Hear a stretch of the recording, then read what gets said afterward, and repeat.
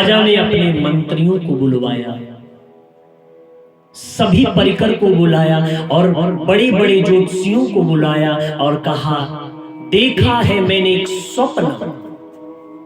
स्वप्न में एक काले रंग की छाया मेरे कंधे पर हाथ रखकर कह रही थी कि मैं तुम्हारी मौत हूं। क्या है अर्थ इस स्वप्न का?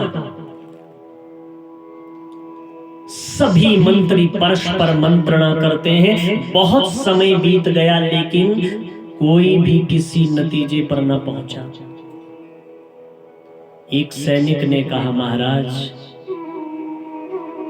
अगर मौत ने यहां आने की आहट दी है तो मौत जरूर आएगी।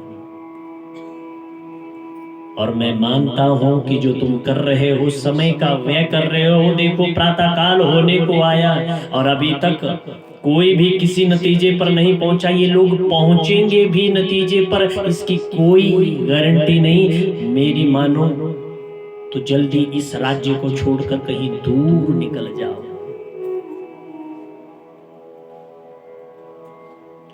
राजा ने एक तीव्रगामी घोड़ा लिया और घोड़े पर बैठा मीलों दूर निकल गया। राजा हजारों कोस की दूरी उसने एक दिन में तय कर ली।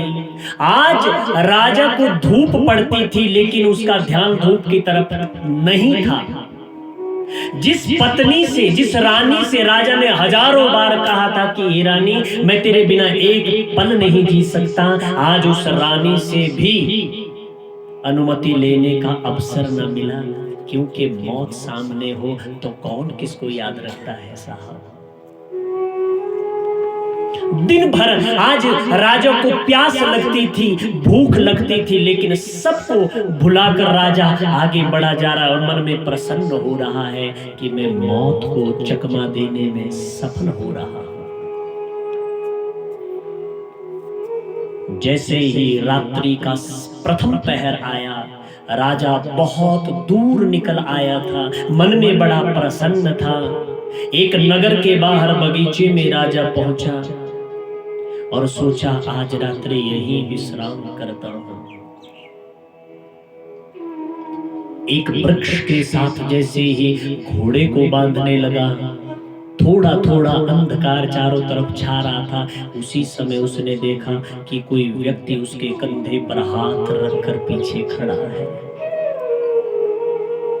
पलट कर देखा, पूछा राजा ने, कौन हो तुम? उसने कहा, मुझे नहीं पहचाना। कल रात ही तुम्हारे स्वप्न में आई थी, मैं तुम्हारी वही मौत हूं। मैं बड़ी चिंतित थी कि तुम महलों में सो रहे हो और तुम्हारे मरने का स्थान ये था। महलों से हजारों मील दूर कैसे तुम पहुंचोगे?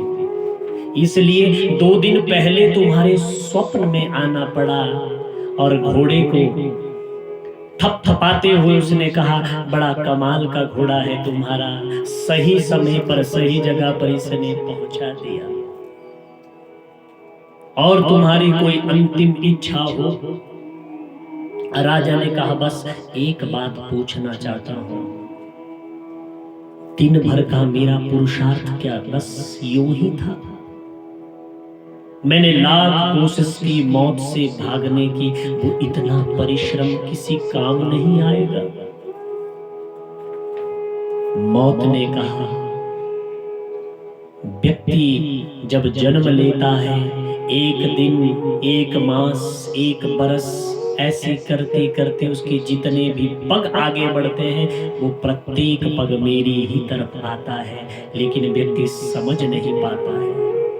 जो जितना ज्यादा फड़फड़ा रहा है वो उतनी ही जल्दी मौत के आगोश में समा जाएगा। अगर राजन तुम अपने महलों में आराम से बैठते तो मैं तुम्हें मार ना पाती, क्योंकि वो स्थान तुम्हारे मरने का नहीं था। तुम भागे मौत से, और मौत से जब जब कोई भागा है तो वो सीधा मौत के पास ही पहुंचता है। तो इसलिए हमारा जीवन बड़ा क्षणिक है साहब। क्षण भंगुर जीवन की कलिका, कल प्रात को जान खिली न खिली। मलयाचल की सुच शीतल मंद सुगंध, समीर चली न चली। काल कुठार लिए फिरता है और तन नम्र है, चोट झिले न झिले। रट ले हरि नाम हरि रसना, फिर अंत समय तू हिले न हिले।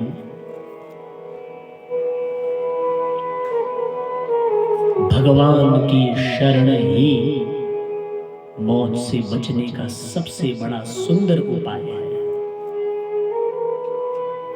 दिन रात इस चक्की में हम पिस रहे हैं, धरती और आकाश जिसके दोनों पार्ट हैं। इसलिए कबीर बाबा ने कहा, चलती चक्की देख कर दिया कबीरा रो, दो पाटन के बीच में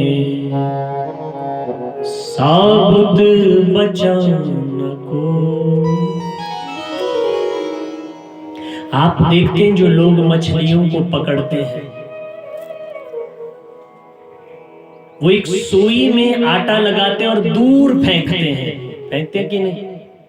और मछली उस आटे के लालच में जब उसको पकड़ती है तो वो पकड़ में आ जाती है उस शिकारी के।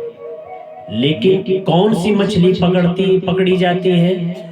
जो शिकारी से बहुत दूर है। लेकिन जो समझदार मछली होती है वो दौड़कर सीधी उस शिकारी के पांव के पास आ जाती है, क्योंकि कोई भी शिकारी पांव के पास कभी भी वो जाला नहीं फेंकता है, वो दूर फेंकता है। और दूर की मछली उस कील में फंस जाती है, पास वाली बच जाती है।